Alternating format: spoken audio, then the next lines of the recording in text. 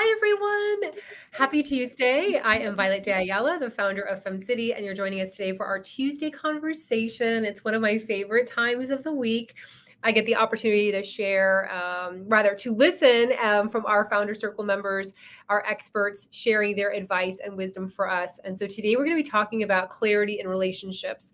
And I know that doesn't necessarily mean business, or it's not necessarily like a corporate kind of conversation, but I really think it is. When we're talking about relationships, we do have relationships in business. We do have relationships, whether we work in a corporate environment or if we're a teacher, we have relationships all over the place. And so today we're going to dive in and talk about clarity in relationships and also with ourselves as well. So let me also bring in, hold on, we've got Dr. Serena's here. Okay. So let's go ahead and get started. For those that are watching live, if you have any questions for us, feel free to go ahead and ask. And then if you're watching the replay, because I know a lot of you watch on the weekends, you can always reach out to any of us. These are our FemCity experts. We're here to help you. We want to see you succeed. We want to see you thrive. We want to see you live a beautiful and happy life. So if there's anything that we can do more than and beyond this conversation, please reach out to us. We're always here for you. So let's start with Carlee. Carlee, share a little bit about yourself for those that don't know you. Yeah, absolutely. I'm Carlee Myers. I'm the founder and leader here at the Stress Less Company. And I've been spending the last 6.5 years helping people reduce their stress and improve their relationships using methodologies like safe conversations. That's Awesome. me. And she was just on our FemCity podcast, Carlee, and it was amazing. So if you didn't get a chance to listen to that, Carlee gave great advice with relationships as well. So I just want to give you some extra love on that, Carlee. Thank you so much for being a guest on our podcast. Yeah, thank you for having me. I had a blast. Yeah, it's great. All right, let's go to Dr. Serena. Share a little bit about yourself for those that don't know you. Yes. All right. Hello, everyone. My name is Dr. Serena Goldstein, and I am a naturopathic doctor. I work significantly with weight, hormones, the whole endocrine system. But with that, I also find not only is it our relationships to others and ourselves, but also around our lifestyle habits as well, which I'm sure we'll be chatting more about today, too. Awesome. And then last but certainly not least, Stacey, who is our FemCity International President. I adore you, Stacey. Share a little bit about yourself. Same. So I'm Stacey Luces. I am the founder of Evolution Executive Coaching. I help type A personalities and change makers quiet the noise and align to their joy. And I also specifically work with those that are in the sandwich generation, meaning they are taking care of small kids, but also they're aging and ailing parents. So all of the stuff that you see. Awesome. We're just going to mute you, Dr. Serena, because I hear that ambulance in the background. All right, so let's go ahead and dive in. So my first question goes to Carlee. Carlee, what is the best advice that you have when it comes to clarity in your relationships and with yourself? And, and I should probably add a couple of sentences, why it's important to talk about this.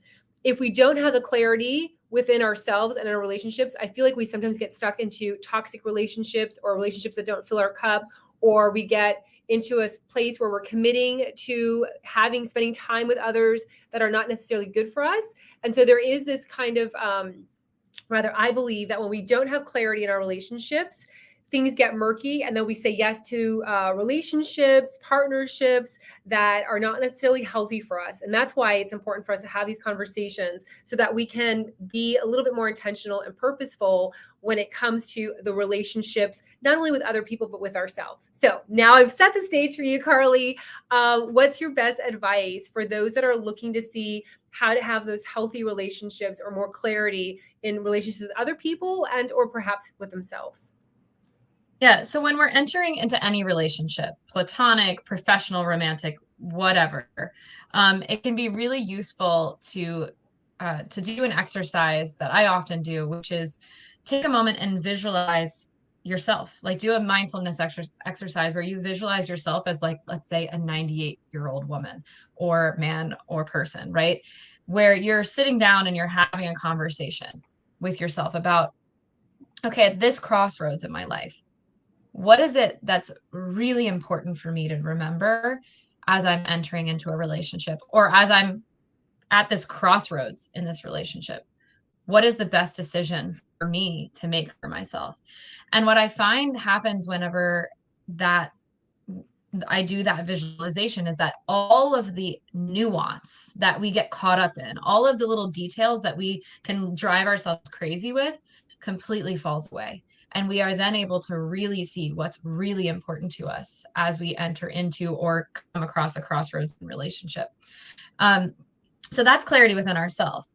And then when it comes to actually being in relationship and having clarity there, it's oftentimes it's very, very tempting for us to create stories. We love to create stories. We love to guess what the other person is thinking. Oh, did this mean that or that mean this? And we're creating stories. We don't actually know if it's true or not. And so one of the best things that we can do to have healthy relationships and have clarity in our relationships is to ask, to simply ask, when you did this, did it mean that? Or whatever it is that you need clarity around, to have a safe conversation around that, whatever it is that you're feeling uncertain or insecure about, just to be direct. That can create so much clarity by just simply asking instead of driving ourselves crazy with the guessing game and the storytelling.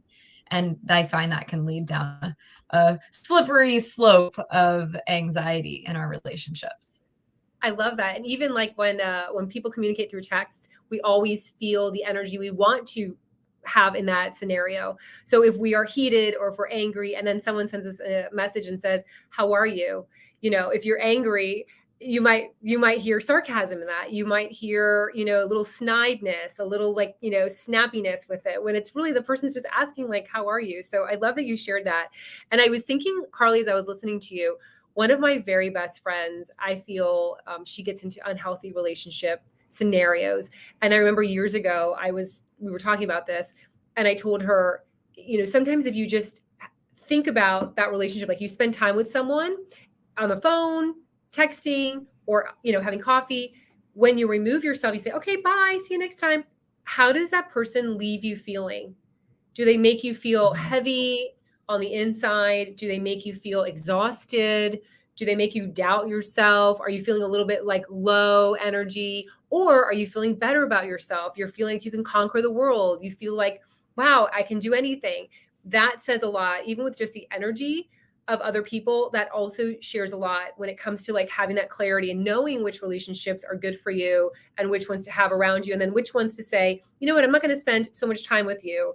We can love from afar, and we can, lead with kindness, but we can also leverage those emotions for us to just to gauge, to see like, where is that coming from?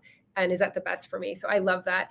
Let's go to Dr. Serena. So Dr. Serena, what's your best advice for having clarity in relationships, and the one perhaps with yourself? Of course. And it's actually so funny that you talked about our different energy levels when we leave someone, because I read a quote recently along those lines of, how does someone leave you? Like wanting to, or leaving you better than they found you, so to speak. Of course, it reflects right back onto ourselves. But I had this experience recently where I was chatting with someone and we didn't even notice that hours went by. We had so much in common. And even fast forward towards, once I got home and all that at the end of the day, I was like, wait a second, I'm actually now thinking about a few things about how I could further improve myself. And having those realizations, because of course that also starts with us first. So I do believe it is those realizations, perhaps first by journaling, spending time getting clear on our values, because on the flip side of that is, if we do start finding ourselves, let's say, because I'm very big on listening to our body as well, let's say starting to cross our legs, cross our arms, we're tilting back a little bit. It's like there's something in our energy or our vibration, like our body is already telling us something, like maybe this interaction isn't fantastic. Or we're going into something feeling really good, and all of a sudden we could also start getting anxious about, wait, what do I have to do today? Or maybe I left the stove on, those types of scripts. And perhaps it's actually only because of the person next to us or around us, because once we remove ourselves, we may not actually have those worries after all. Exactly. So, yeah, so I do believe it's this, to know ourselves. But then if we keep in mind that we can learn about ourselves through other people, then that means the stuff that comes up, which it will, we're human, we evolve, we could say everyone's a teacher, is that then we can also understand to a greater degree that, who will help us become a better person afterwards. Yeah, I love that. And I will even add, like, sometimes when we do hang out with people that perhaps, and I'm going to expand a little bit about what you just shared right now, Dr. Serena, when we do hang out with someone that perhaps isn't the healthiest for us, maybe it reflects some of the pieces within ourselves that are also not healthy. And instead of like poo-pooing on it, we can actually leverage, like you said, like to expand, to kind of work on ourselves a little bit more. You know, why am I feeling this right now? What are those things that I don't like about myself? And what are the things that I can do to change that? So even in those scenarios, we can use it to grow and evolve, which I think we're always on. We're just always on that journey of, at least I am. I know you guys are too. Like every day we want to be better humans. We want to be more empathetic. We want to serve in a better capacity. So I think even when it's not the most ideal situation, we can still learn from those scenarios. I know for sure, like toxic family members as well, that was part of, you know, it helped me to be more patient. It helped me to like really like listen, and also not to be infused with anger when it came to conversations, when people got getting flared up, to maintain my calmness, maintain my coreness and groundedness. So it helped me to, I think, become a better human, you know, in this journey. I'm not perfect at all, but I am a little bit better than I was yesterday. So, Stacey, I'm excited to hear about your tips. What's your best advice? So 3 things, right? I think professional help, patience, and puppies. And we all know what the last one is. When in doubt, get a puppy. No drama, right? Just love and cuddles and all of that good stuff. When I say professional help, I think because we are such independent, empowered, you know, all of the beautiful big words, women and people in general, right? That we think we can go some of this alone. And I think when you think about all of the things you guys just talked about, to include boundaries, right? Traumas, triggers, knowing your strengths and weaknesses, knowing that you have maybe a dysfunctional family, or maybe there's been some sort of abuse in the family with a family member, and you have to see this person at Thanksgiving. And you sometimes take a lot of that not only into your workplace, whether it's a corporate setting, but into your business, into the way that you vibe with people to form, let's call strategic alliances or strategic partnerships.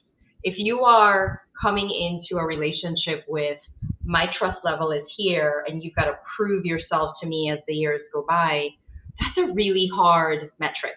Whereas if you're coming in here, hey, I trust you until you like mess up, and as that trust holds its standard, its truth, you know, the relationship blossoms. But as this person maybe makes some decisions that aren't necessarily aligned with you, you can allow that trust to degrade a little bit. I do think when you talk about professional help, so it runs the gamut, right? Whether that's therapy or counselors, maybe a networking group, certainly coaches kind of bridge that gap between kind of formal therapy and psychiatrists, and kind of, hey, I just don't know where I am right now and I need some guidance. So I think for a lot of women, the DIY, do-it-yourself method, maybe we need to relax on that if things are really hard and you are trying all of these things and you're not making the progress that you deserve, right? The other one is patience. Having said all of that, it is going to be a crawl, walk, run approach, right? And so we are going to go backwards. We are going to kind of make big strides and feel really, really great, and then have something happen that takes us back down the rabbit hole. We had an amazing FemCity International, our second meeting today, and one of the things we talked about was the power of saying no to people that we love who may not necessarily be good for us. Right. And that is so hard, because from a relationship perspective, women want to be nurturers and givers and all of the you know, mommy vibes, right? The love and but sometimes it's just, to your point, draining. It takes everything out of you. And so the last one, puppies, again, self-explanatory. When in doubt, run away to the mountains and just get a cute pup. I love it. So today, we for whatever reason, yesterday we got a lot of grouchy emails. I don't know what happens with like the planets, the stars, but yesterday it was a lot of like really grouchy. And so Lynn sent me a message this morning. It must be like at 6:30 in the morning, and it was like, in case you get some grouchy emails today, think of this video. And it literally was two puppies in Halloween costumes, like running. That's all they did. Like whether like the yeah, exactly, like walking. And I was like, she's so right. That makes you feel so much better. Like seeing those silly, I try to go to bed at night looking at those ridiculous videos on Instagram or on Facebook of like just silliness, because it ends the day on a good note. I am known to be someone who purchases like glittery shoes. I love gold and glittery shoes. And because if you get grouchy emails, you look down at your feet, and if they're like sparkly shoes, I mean, you can't get upset. You're just like, how can I be upset? I've got sparkly shoes on, or this puppy is like ridiculously adorable. So sometimes the solutions are in like the little mundane things that lift us up when it comes to relationships. So anyway, I love that so much. Thanks so much for sharing all of that greatness. We already are out of time, so we're going to start wrapping up. The dogs, they heard you talking about puppies. They're all like barking now. Carlee, what is the best way for femmes to find you to learn more about the work you're doing in this world? So I would say you can find everything your heart could desire at stresslessco.com/links. That'll take you to my social, my website, my upcoming events, everything you want to find there. So stresslessco.com/links. Awesome. Thank you so much, Carlee. And her dancing videos too, which always fill my cup and make me smile too. Dr. Serena, what's the best way for femmes to find you to learn more about the work you're doing in this world?